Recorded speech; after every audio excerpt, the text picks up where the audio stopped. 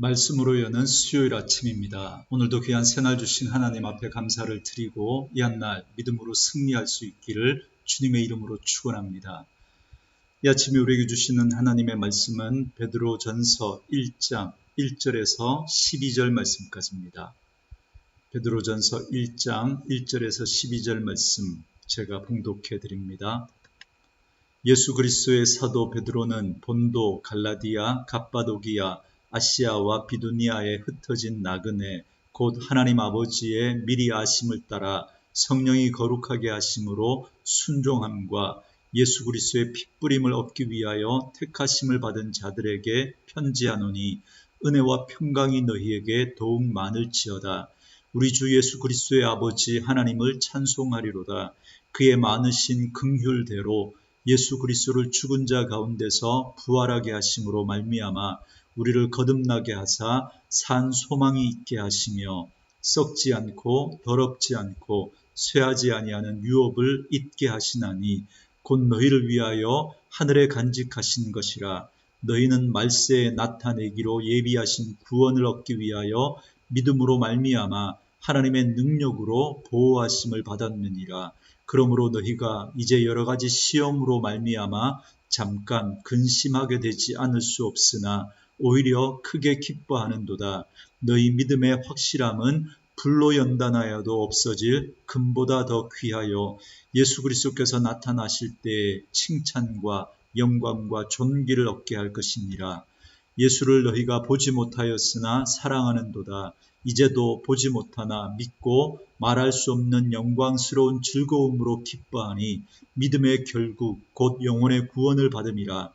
이 구원에 대하여는 너희에게 임할 은혜를 예언하던 선지자들이 연구하고 부지런히 살펴서 자기 속에 계신 그리스도의 영이 그 받으실 고난과 후에 받으실 영광을 미리 증언하여 누구를 또는 어떠한 때를 지시하시는지 상고하니라. 이 섬긴 바가 자기를 위한 것이 아니요 너희를 위한 것임이 계시로 알게 되었으니 이것은 하늘로부터 보내신 성령을 힘입어 복음을 전하는 자들로 이제 너희에게 알린 것이요 천사들도 살펴보기를 원하는 것이니라. 아멘. 오늘은 베드로전서 1장 1절에서 12절 말씀을 중심으로 산 소망, 산 믿음이라는 제목으로 잠시 은혜를 나누도록 하겠습니다. 오늘부터 매일 성경 순서에 따라서 베드로전서의 말씀을 함께 살펴가도록 하겠습니다. 베드로전서와 후서는 모두 베드로가 기록한 말씀인데요. 베드로가 순교당하기 직전인 AD 63년에서 67년 그 사이에 기록되었을 것으로 추정합니다. 이때 로마의 황제는 네로였는데요. 여러분들이 잘 아시는 것처럼 네로는 기독교에 대해서 극심한 박해를 가했던 인물입니다. 그래서 극심한 박해 가운데 로마 여러 지역에 흩어져 살아야만 했던 그리스도인들에게 이 고난의 시간을 잘 견뎌낼 수 있도록 도전과 위로와 힘을 주기 위해서 이 편지를 쓰게 되었습니다. 전승에 의하면 로마의 네로 황제 때 베드로가 십자가에 거꾸로 달린 채 주후 68년경에 로마에서 순교를 당했다고 합니다. 자기는 주님처럼 십자가에 똑바로 달려서 죽을 자격이 없다고 하면서 십자가에 거꾸로 매달아 달라고 부탁을 해서 끝내 십자가에 거꾸로 달려 순교했다고 전해집니다. 그리고 역시나 전승에 의하면 베드로의 아내도 베드로와 함께 순교를 당했다고 하는데요. 베드로는 자기 아내가 사형장으로 끌려가는 것을 보면서 아내의 이름을 부르며 주님을 기억하십시오라고 외치면서 사형장으로 끌려가는 아내에게 용기와 위로를 줬다고 합니다. 이런 고난의 때를 함께 살아가고 있었던 베드로가 고난 가운데 있는 성도들을 생각하면서 이 편지를 쓰고 있습니다. 그 당시 믿음을 갖는다는 건 지금과는 전혀 다른 상황이었습니다. 예수를 믿는 것 때문에 여러 가지로 주류 사회에서 밀려나야 했습니다. 살던 고향에서 쫓겨나야 했고 다른 지역 정도가 아니라 다른 나라로 추방이 돼서 요즘으로 치면 이주 노동자처럼 그렇게 고단한 삶을 살아야 했습니다. 예수 믿는 걸 드러낼 수도 없습니다. 예수 믿는 걸 숨기고 몰래 모여서 예배를 드려야 했습니다. 그렇기 때문에 1세기 그리스도인들은 흩어져서 살 수밖에 없었습니다. 그래서 베드로는 그들을 1절에서 나그네라고 그렇게 부르고 있는 것입니다. 유행가 가사에 나오는 낭만적인 어떤 그런 나그네가 아니라 쫓겨나서 그렇게 살 수밖에 없는 나그네의 삶을 이야기합니다. 그러나 또 한편으로는 예수 믿는 우리 그리스도인들은 하늘나라가 우리의 본향이기 때문에 이 세상에서의 삶은 나그네의 삶일 수밖에 없습니다. 어쨌든 그렇게 흩어져 살아야만 했고 떨어져서 살아야 했고 안정적인 삶을 포기하고 살아야 했던 그 삶이 바로 예수 믿는 그리스도인의 삶이었다는 겁니다. 그렇기 때문에 그런 그들에게 요구되어졌던 것이 뭐냐면 바로 하나님에 대한 믿음이었습니다. 말씀을 준비하면서 이 편지를 쓰고 있는 베드로의 마음이 어땠을까 한번 묵상해 봤습니다. 예수를 믿으면 부자가 되고 높아지고 건강해지고 성공하는 게 아니라 자신이 전한 복음을 통해 예수를 믿게 된 성도들이 예수를 믿는다는 것 때문에 삶의 불이익을 당하고 재산을 몰수당하고 자기가 살던 고향에서 쫓겨나서 떠돌아다녀야만 하는 그런 힘겨운 나그네의 삶을 살아가는 그런 모습을 지켜봐야 하는 베드로의 마음이 어땠을까 생각해 보니까 너무 안타까운 마음이었을 것 같다는 생각이 들었습니다. 그리고 한편으로는 미안하기도 하고 또 한편으로는 그들이 대견하기도 하고 아마 여러 생각들이 있었을 것 같습니다. 그러나 우리의 구원의 소망이 되시는 예수님을 그 세상의 그 어떤 것과도 바꿀 수가 없고 이 믿음의 길은 끝까지 걸어가야 하는 길이기에 이들이 고난 가운데서도 끝까지 믿음으로 이겨내 주기를 바라는 그 마음이 아마 영적 리더로서 베드로의 마음이 아니었을까 생각하게 됩니다. 그래서 베드로는 고난당하는 성도들에게 고난을 이겨 나가는 길을 제시하고 있습니다. 그 당시 그들이 당하는 고난은 어떻게 대항할 수 없는, 손써볼 수 없는 그런 고난이었습니다. 좀 어렵고 힘들고 불편한 거, 그 정도를 감내하는 정도가 아니라 삶의 기반이 뿌리채 흔들리는 것이었습니다. 그래서 예수 믿는 것 때문에 매를 맞고 감옥에 갇히기도 하고 심지어 죽을 수도 있었습니다. 그래서 많은 사람들이 아무리 생각해봐도 하나님을 믿는 건 더 이상 어려울 것 같다라는 그런 마음이 들었을 그런 상황이었습니다. 그래서 실제로 예수 믿는 걸 포기하고 개종하는 사람들도 생겨났습니다. 그렇기 때문에 지금 베드로의 이 편지를 받았던 그 당시 성도들은 예수 믿는 것에 대해서 심각하게 고민할 수밖에 없었던 그 정도의 어려움을 겪고 있었습니다. 그리고 그때는 지금처럼 완성된 성경도 가지고 있지 않았을 때였기 때문에 고난이 왔을 때 어떻게 이 어려움을 이겨내야 할지 어떤 말씀을 붙들고 이겨내야 할지 그것도 막막했을 때였습니다. 그런데 놀랍게도 이 흩어진 나그네들은 좌절하지 않았습니다. 오히려 기뻐했습니다. 6절에 보니까 그러므로 너희가 이제 여러 가지 시험으로 말미암아 잠깐 근심하게 되지 않을 수 없으나 오히려 크게 기뻐하는도다 그럽니다. 삶의 기반을 송두리째 흔드는 그런 엄청난 고난과 시련을 만났고 그것 때문에 엄청난 아픔과 슬픔을 겪어야 했습니다. 그런데 그것 때문에 좌절하기는커녕 오히려 크게 기뻐하고 있다고 말씀하고 있습니다. 저는 이것이 바로 우리 그리스도인들의 능력이고 선한 영향력이라고 믿습니다. 여러분, 누구나 이쯤 되면 예수 믿는 것 때문에 재산을 몰수당하고 살던 데서 쫓겨나야 하고 그래서 떠돌아다녀야 하고 취직도 안 되고 매 맞고 옥에 갇히고 심지어 죽기까지 한다면 좌절하고 절망하고 욕하고 화를 내야 하는 것 아니겠습니까? 그런데 그들은 오히려 기뻐했다는 겁니다. 그래서 믿지 않는 사람들이 보니까 이상한 거예요. 아니, 이상한 걸 넘어 신기한 겁니다. 그들에게는 우리와 다른 뭔가가 있다고 생각하게 되었던 거죠. 그래서 이런 몇 장을 더 넘기시면 베드로전서 3장 15절에 베드로가 이렇게 말합니다. 너희 마음에 그리스도를 주로 삼아 거룩하게 하고 너희 속에 있는 소망에 관한 이유를 묻는 자에게는 대답할 것을 항상 준비하되 온유와 두려움으로 하고 그럽니다. 이 말씀이 제게는 이렇게 들립니다. 1세기 그리스도인들은 비록 예수 믿는 것 때문에 엄청난 고난과 핍박을 받아야 했지만 그럼에도 불구하고 그들의 삶에는 기쁨이 있었고 행복이 있었고 세상과는 다른 소망을 가지고 살았다는 겁니다. 그래서 세상 사람들이 나 같으면 도저히 살 수 없을 것 같은데 넌 도대체 무슨 소망이 있길래 그렇게 기쁘고 행복하냐고, 도대체 그 이유가 뭐냐고 물어볼 만큼 그들의 삶은 매력이 있었고 선한 영향력이 있었다는 겁니다.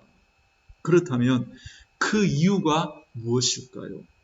7절에 이렇게 말합니다.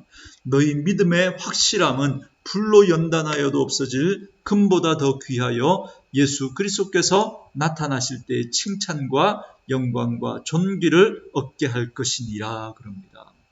그 이유가 바로 믿음이라는 겁니다. 믿음. 그런데 그 믿음은 3절과 5절 말씀에 근거한 믿음입니다. 여러분, 믿음에 근거가 없으면 그건 맹목적인 믿음이 됩니다. 맹신이 되는 거죠. 그리고 그 믿음의 근거가 신뢰할 수 없는 것이라면 그건 잘못된 믿음입니다. 그 근거가 무너지면 그 믿음도 무너지게 되는 거죠. 그렇기 때문에 우리의 믿음은 분명한 근거를 가지고 있어야 합니다. 그렇다면 우리의 믿음의 근거는 무엇이어야 합니까? 하나님과 예수 그리스도, 그리고 그분의 약속하신 말씀이어야 할 줄 믿습니다.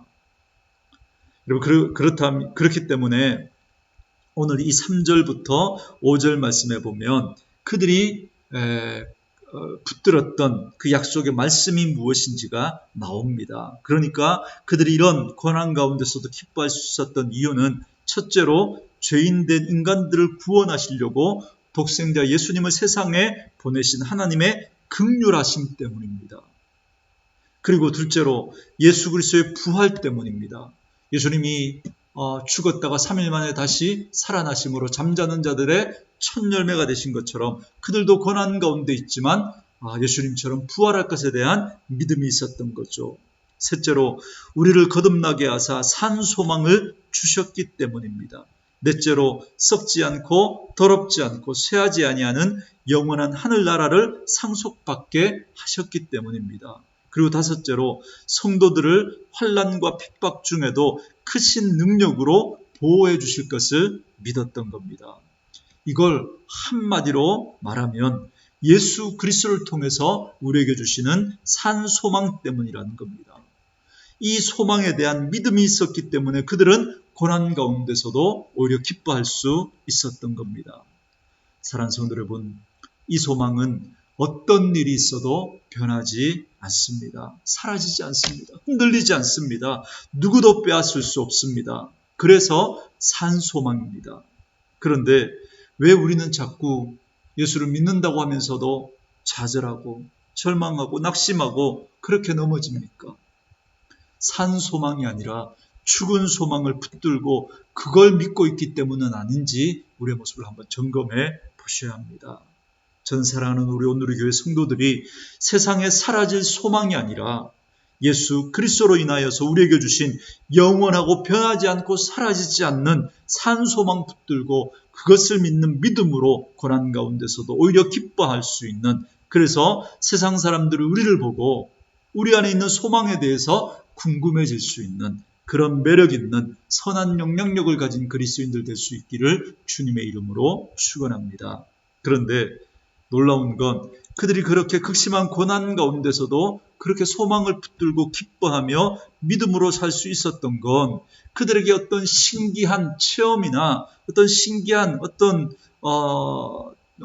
그런 그 증거들이 있었기 때문에 그런 게 아닙니다. 8절에 보면 그들은 예수를 본 적도 없습니다.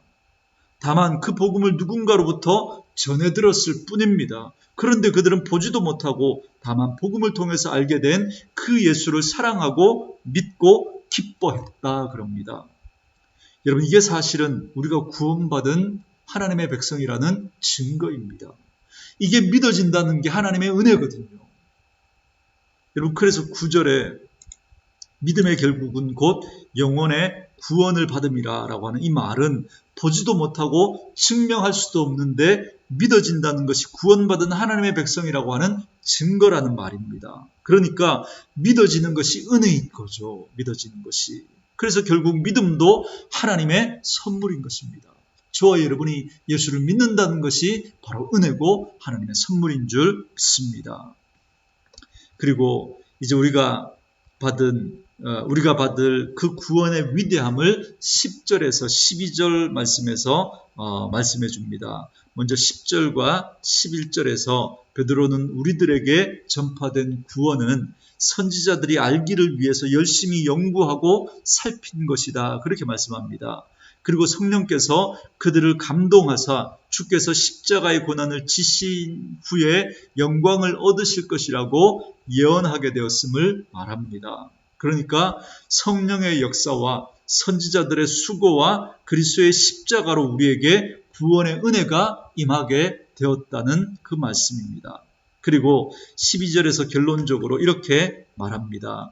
이 섬긴 바가 자기를 위한 것이 아니요 너희를 위한 것이니 계시로 알게 되었으니 이것은 하늘로부터 보내신 성령을 힘입어 복음을 전하는 자들로 이제 너희에게 알리신 것이요 천사들도 살펴보기를 원하는 것이니라 그럽니다.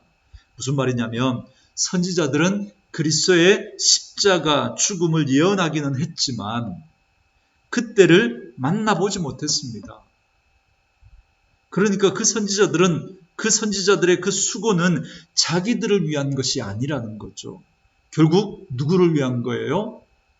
우리를 위한 수고였다는 겁니다. 그러니 여러분, 그리고 우리들은 그 구원을 성령님의 보내심을 받은 그러한 자들을 통해서 복음으로 전해 듣고 우리가 그것을 믿음으로 말미암아 구원받아 하나님의 백성이 된 겁니다. 그러니 구약의 성도들에 비하면 우리는 얼마나 복된 자들입니까? 그리고 우리의 구원에 대해서 천사들도 지대한 관심을 가지고 있다고 말합니다. 그만큼 구원은 놀라운 하나님의 은혜이다라는 걸 말씀하고 있습니다. 그러므로 오늘 우리는 우리가 받은 이 구원이 얼마나 귀한 것인지를 바로 알고 그 구원을 지켜 나가야 할 것입니다. 그런데 우리는 비싼 값을 치르고 얻은 건 귀하게 여기지만 공짜로 얻은 건 싸구려 취급을 하는 경향이 있습니다. 그래서 구원을 값없이 거저받은 것이라고 하니까 소홀히 여기는 분들이 있는데 결코 그렇지 않습니다. 너무 비싸서 우리가 도저히 값을 지불할 수 없기 때문에 하나님이 은혜로 거저주신 겁니다. 하나님 우리 편에서는 거저받은 거지만 하나님 편에서는 하나밖에 없는 독생자 예수님을 값으로 지불하고 우리를 사신 겁니다. 그래서 우리가 얻은 이 구원은 예수님짜리입니다. 너무 귀한 거죠.